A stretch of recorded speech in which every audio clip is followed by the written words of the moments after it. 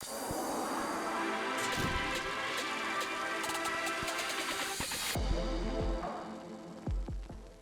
guys, and welcome to my second installment of the series of James Cameron reviews I'll be doing leading up, hopefully once a week, up to the release of the new Avatar movie. Our second movie that we watched just now was Aliens, and I brought my dad back on to talk about it because, just like Terminator, you're a massive fan of this movie, right?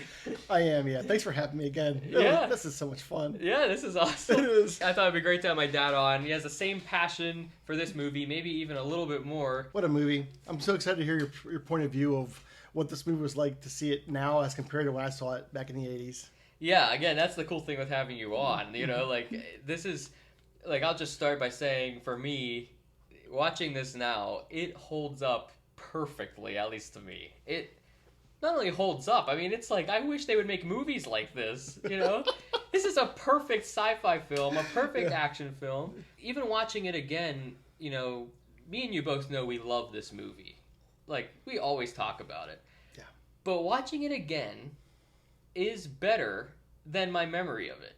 And how often can you say that about a movie, right? Right. Yeah. For me too. And I've only seen it once, twice in my adult life. And before that, it was the same thing like with Terminator. I watched like 20 times when it came out. I mean, the VHS tape was just like, was raw. It was ruined by the time I was done with it.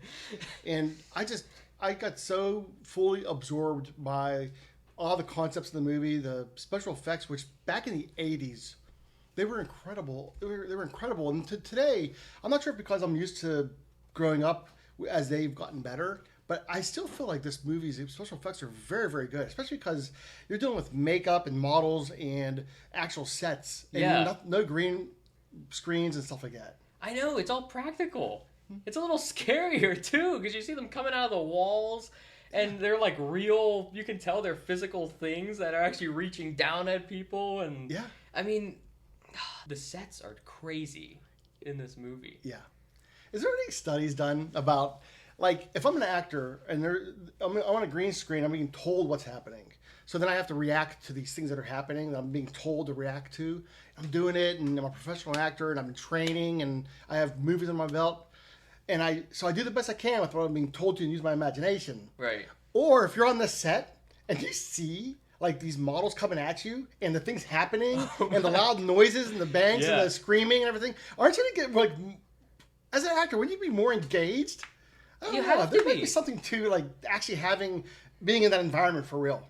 Imagine like being Hicks and running into the truck, like when they're escaping that tunnel. Yeah. And, you know, they're trying to jam the door shut, and you know it's not real as an actor, right? Like, to your point, you're probably, like, a little bit disconnected. But you have to have a little bit of adrenaline going, because you're running, and you have a guy out there, and everyone's yelling, and, you know, and I mean, it's like... Yeah, there's smoke and explosions happening. Right. And when he's going, he's gone! He's gone! Yeah. You know, and that was so real. That had to be real. Yeah. There's a little bit of emotion behind it. Oh, yeah. Real emotion. I'm telling you, there's something to it. It's what a movie. It's so engaging, and this movie again. It's like you don't realize you've just went through like however long this movie is. It's like, wow, it seems like a half hour. Yeah. And it was a whole movie. It does feel like a half hour. Yeah.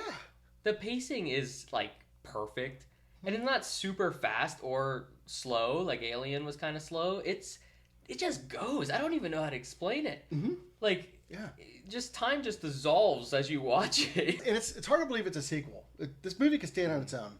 This movie, you almost don't even know anything that led up to this movie, and you can still be heavily entertained. You just wouldn't have the great context that is applied to it, which is phenomenal, Alien. Yeah. But it still would. It's just strange how a sequel could almost be its own movie if they had a little more time just to throw in a little bit more of a why where we're at today. Yeah, my fiance watched this with us as well, and she is not a fan of sci-fi or many really movies like this, action movies either. But she had a great time with this movie and had not seen Alien before.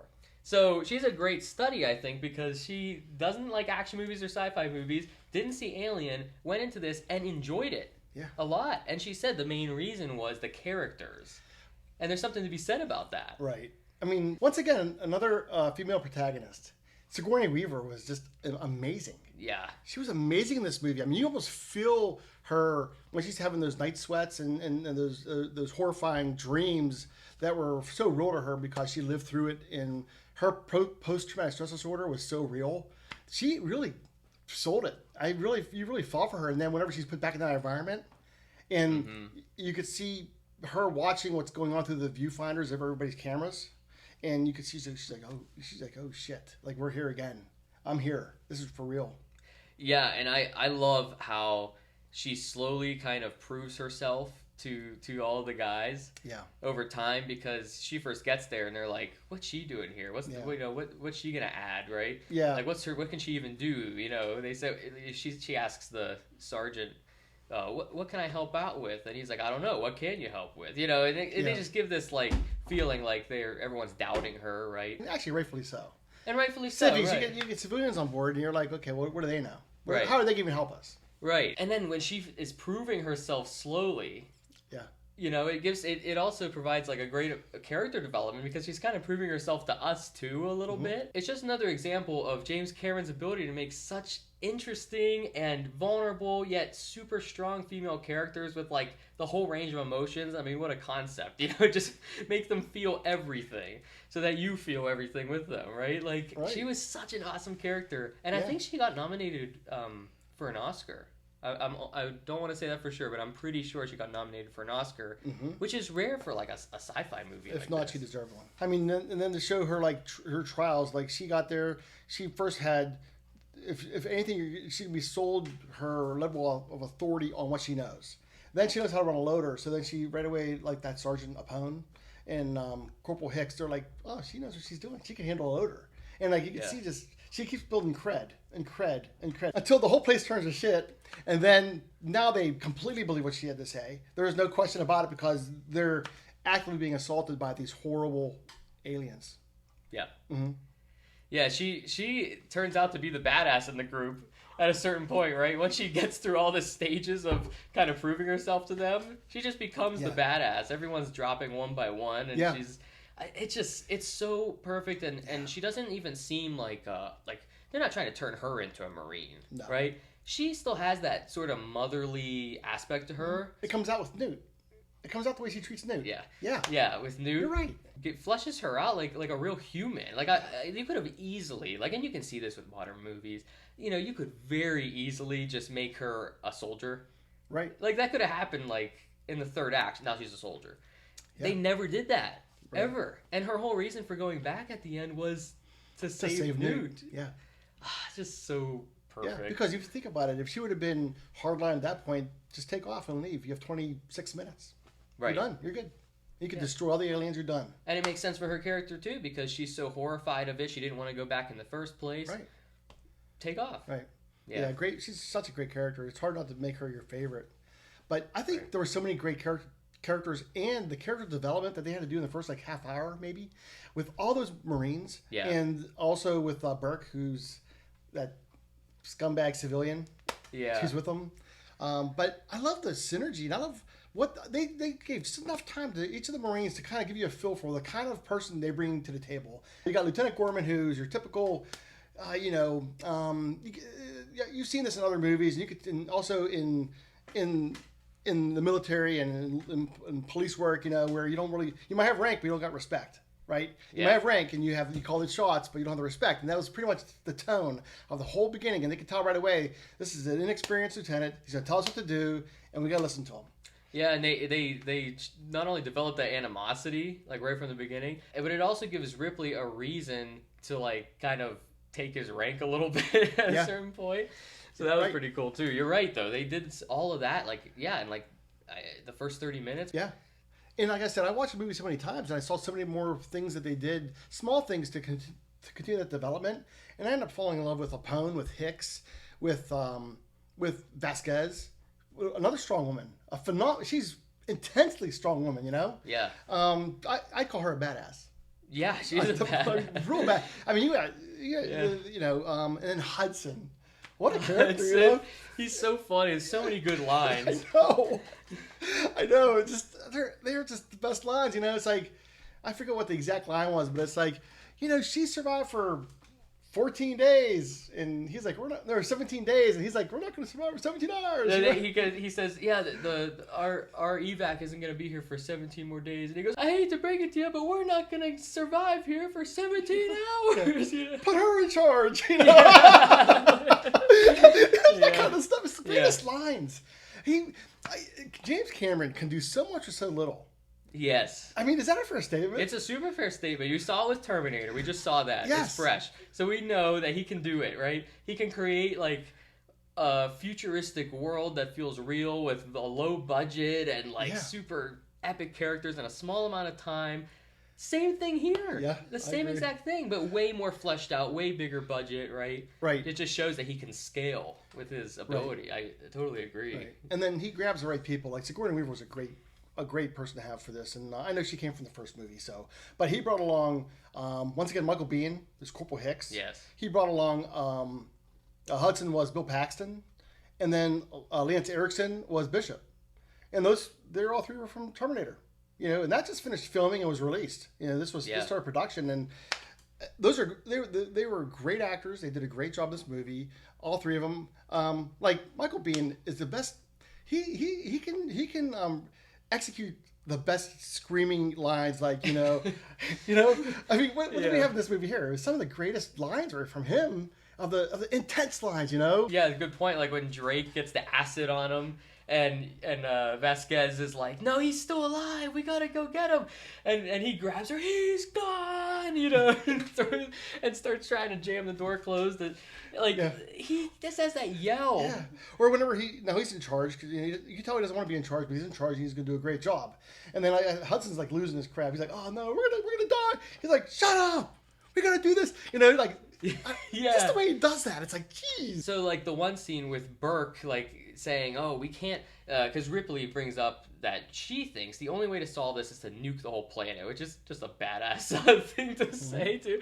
She's like, screw this stupid corporation. Like, we gotta save humanity here. Right. This is go into orbit, nuke it, and we're done. Right. No parasites leaving that place or anything. Then you have Burke saying, no, you know, this is a lot of expensive equipment in this whole facility. We can't just, this is millions of dollars and everything. It's so typical, too. Like, you could see this actually happening in real life if we were to this point technologically. This is exactly how it would be. True. But I love so true. I love how Ripley says, well, I don't think you're the one in charge, Burke. I think Hicks is the next one in charge or something like that. Yeah.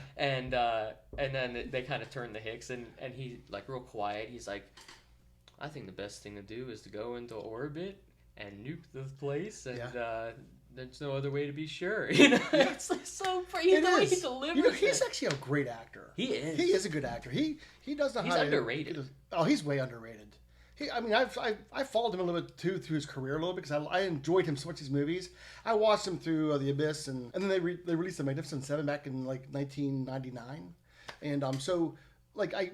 And then he was Ringo in Tombstone. Yeah, I mean, how about that? Yeah. So I mean, he had some phenomenal supporting roles. Then you have Bill Paxton, excellent. I mean, just so much fun, and what he brought to the table, and you could see people like you could see how people can lose it a little bit. Yeah.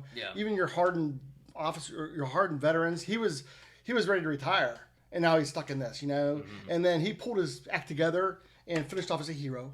I mean, sadly enough, he got killed. Yeah, but they did do him justice. Yeah. Just great acting, and then Erickson as Bishop, and I thought the Bishop role was excellent, and it had to be delivered well, and I thought he did. I thought it was a great role, and you end up loving the android in this one. Yeah, that was awesome because an alien that the android betrays them and is on the side of the company and kind of looks at the people as. It doesn't care if they die or whatever. Expendable, right?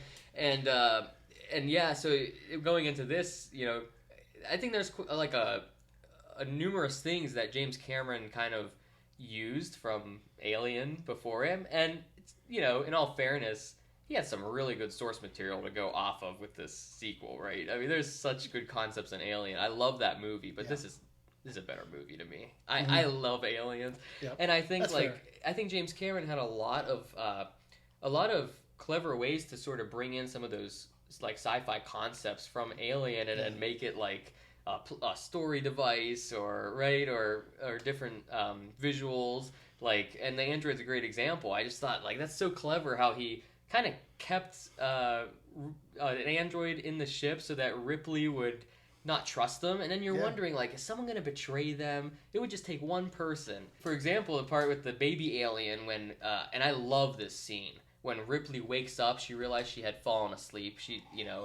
And such clever writing. I'm sorry, there's so many things to talk about. When Hicks says, like, hey, how long has it been since you slept? In 24 hours? And she's like, I'm not going to end up like the rest of them. And so they kind of put that in your head that she's really tired. When she accidentally falls asleep next to Newt, you see her wake up all of a sudden. She's like startles herself awake, and you just see, like, it doesn't show an alien. It doesn't show like a window broken, something like super obvious. It just shows like something spilled or something, and then like a little canister kind of rocking, and then it hits you like because for a second you just think like, okay, what am I looking at? And then you realize, like, wait, if that's rocking, someone has to put it in motion, right? Yeah.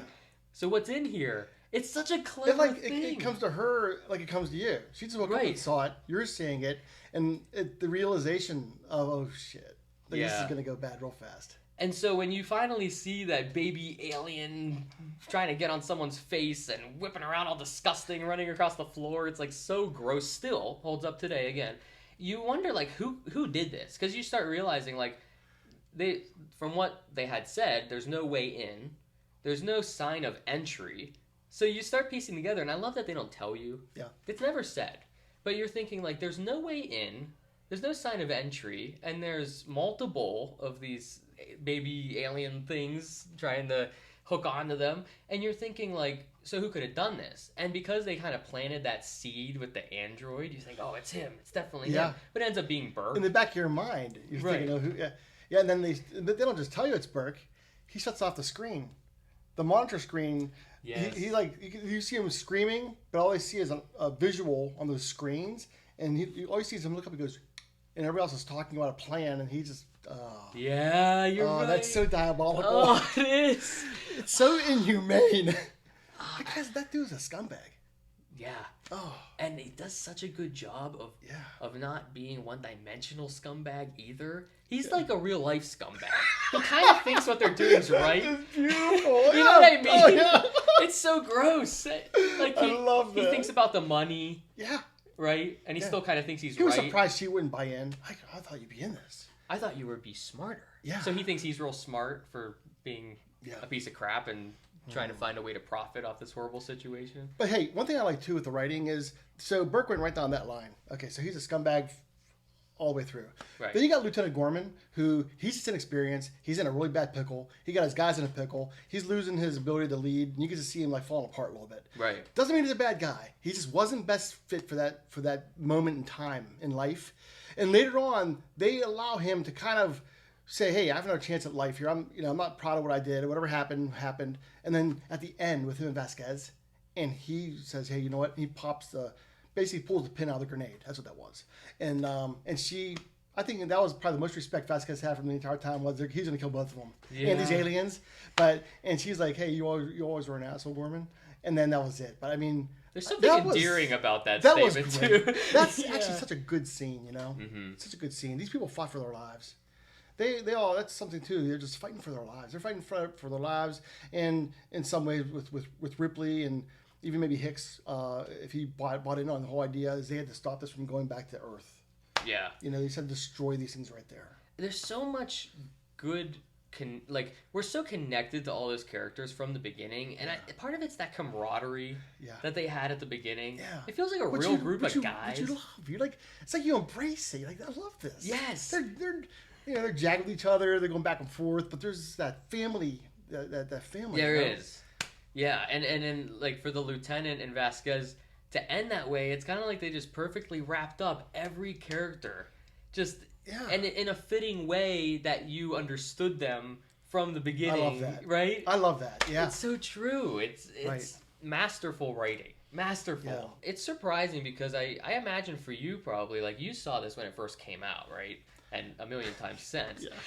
Well, basically. I'm sure you would think that movies would get better from here, especially sci-fi movies, which require a lot of technology and visual Right. effects. Right. The natural progression would be to improve. Right. Right. But they haven't. They really haven't. I mean, personally, I'll say I think sci-fi movies have gotten much worse. Like, there are things about them that have gotten better. Obviously, some visual effects have gotten quote-unquote better. I would say cleaner. Maybe you can show more because you have more CGI, right? But it doesn't look better to me. This is a little scarier because the aliens are, like, real costumes and models that look freaky and super detailed. I don't care, like, how good of a computer program you have. I cannot imagine making this movie CGI and still having the feeling it has. Even just the darkness in the tunnels and the way, like, you just see, like, a silhouette of the aliens half the time. Like, when the one's running up towards Vasquez in that little air tunnel or whatever it was. Right. I mean, that is horrifying. And it's because, like, it's running, like, almost human-like. So I don't know if it's our brains or if it's the way we perceive things, but there is something about that is so powerful, and it just sells all those sci-fi elements that I just think today you could make all of the CGI, you could have the biggest budget ever. Right. It just wouldn't work. Yeah. It just wouldn't. It's not like this. Maybe it comes back down to the fundamentals. Like, hey, man, it's about filming, angles, all that stuff. I can see how the way they're moving really hits home. Because it's like, geez, it feels so... Like, those little creatures running across the floor, like big horrible spiders. And who loves spiders? I mean, there are some people who love spiders, but you're thinking, oh man, I hate to have a spider crawl, not this large thing trying to dump an embryo inside you. And it's even worse because it wraps around your neck. It's horrible. Oh, there's something about the filming too that I wanted to point out, and I've never seen it since. And maybe it's because I haven't seen the right movies, but. One thing that James Cameron did that was magnificent was every Marine had those cameras. So in front of Lieutenant Gorman, he had these screens. Each screen was each Marine's screen of what they see. Their personal camera, yeah. He was going between the filming in the action and then going back to the screens, and the screens would show who's seeing what's happening. So you're getting perspectives of like Hudson, Hicks. You're watching Hicks scream and Hudson looking and seeing it because you're seeing what they're seeing. And you're like, well, that's really well done because you're put in all those Marines' shoes in a split second when you see these things happening. And they piece that entire scene is magnificent. The first initial encounter with the aliens is magnificent because of that. It's amazing. And I remember going back, rewinding and watching and saying, who saw this now? Who is seeing this? Who's seeing that? And that's how I memorize all the names. You look at the names, yeah. Yeah. Well, and it's funny too, because I noticed this time that during that battle, that in those tunnels or whatever, almost half the screen time was on those screens. Did you notice that? Yes. And it doesn't matter because it's actually better. Yeah. It's like, it's almost scarier what you're not seeing. Right. Because you're just hearing someone scream, then someone turn real fast, and it's like you're in the chair trying to get an idea of what's going on with everyone, like you said. But like, I was just amazed how much time that got. And it actually was so effective, the way that they did that. Yeah, that's masterful. It is. It really makes it work. It's so clever. Yeah, it really puts you there. And like modern day movies would probably show everything. I mean, because you can. So why wouldn't you? And people go to the movies to see, xenomorphs flying out of the walls, and they would make it this whole scene. And look, I will say, like, if you did a still shot and had xenomorphs jumping out of the walls, actual models, like actual costumes, and did this whole choreographed fight scene, that would be pretty cool. But they still wouldn't do that. You know what I mean? Right. Like, modern day movies would just have some super CGI'd, overly lit, digital-looking scene, and it would take you out of feeling like they're really on an alien planet, right? This movie feels like they're really in there. I agree with you. Yeah. It's so good. It is. It is. You're fully submerged. You're in trouble too. Yeah. They're in trouble, and you don't get a break. So are you. No. You don't get a break. No. I mean, you feel like I felt like I was on the countdown with them for how much time they had left for the place to start blowing up. Right. And then you feel like there's so many threats. Not only is the place going to blow up, but the aliens are coming after you from every angle. You're trying to get an evac. There's so many things going on. Yeah. Yeah, and to be successful, everything had to go perfectly as planned. Bishop had to get out there, and they had to be able to remotely bring that plane in. And there's so many things that had to go perfect that couldn't go wrong so quick. and they did it was such a nice job of making you feel that stress and pressure like they were feeling. You know, you're told, hey, you have this much time left, and then now the countdown begins. Yep. No matter what you're doing in there, this place is going to go up and be destroyed here very soon, and you're going to be in the middle of it if you don't get out of there. So true. But a great storyline. It's such a great story. Masterful writing to have so many stressors and so many things happening, and still, even though that Ripley and Newt and Hicks get out alive, it still feels like there were such high stakes and things didn't really work out because you lost so many people along the way. Yeah. And everyone's just wrecked, and it's just Right. it's like such masterful writing, and every decision that was made was probably the perfect decision you could make. And it's sad that with Alien 3 they kind of just threw away everything that this movie built up for it. But was it Alien? They had a sequel to this? Because as far as I'm concerned, there's nothing after this. I'm done. It was that good. These ongoing sequels, I always stop somewhere, and this is for me. It stops. Yeah. Stop at Matrix, the first Matrix. Stop at Aliens. Yeah, it's true. T2, Aliens. Yeah. We'll go on and on. You know, the first Highlander. Nothing after that for sure. So watching this in 2022 now, we know that James Cameron did make this sequel, but also made a sequel for Terminator, which turned out to be, in some people's minds, better than the first movie, and is from both of our opinions, like an amazing sequel, right? It is. With an amazing budget, to be fair. That's true. That's fair. But it's something to be said that this really cements him as like the master of sequels. Like, how do you take something that someone else made and this incredible source material that people love? Because people loved Alien, right? Yeah. I wasn't alive for it, but I just know that it's revered, right? It was. Aliens comes out and it's amazing. People love Terminator eventually, right? Yeah. And then T2 comes out, people love T2. I mean, how do you take something so great and make it better? Yeah. It's a sign of greatness. But the credit can't go all to James Cameron, right? Like, Sigourney Weaver's acting is just, like, I don't know what word to even use. I don't know what I can say that hasn't already been said about her acting, but it's a perfect performance. It is so powerful. You feel every emotion she has. And Newt, as a kid actor, too, you know, kid actors can be hit or miss sometimes, right. Even in movies where, like, no one talks about how they're not good. Sometimes for me, I notice. Like, it just takes me out of the movie sometimes. Not here. I thought Newt did a great job, and, like, her connection with Ripley was just so good. It felt like a real kind of bond they had. I don't always love that line at the end where she says, "Mommy," and jumps up on Ripley. I don't know. It kind of hits me weird because she has a mom. I guess she looked at her as like a motherly figure, but it's just a nitpick. Yeah, but most kids don't go through the living hell that she went through. That's true. It might all of a sudden, it might make you say "mommy" to some ugly fat guy. I mean, you know, that's a great point. All right, I take it back. So I know you wanted to touch on the music as well, because it has an amazing score. So you want to talk a little bit about that? Sure. James Horner, he's great, and he's been great ever since. Some of my favorites was he did actually Wrath of Khan, and he did the main title for Braveheart, and so much more.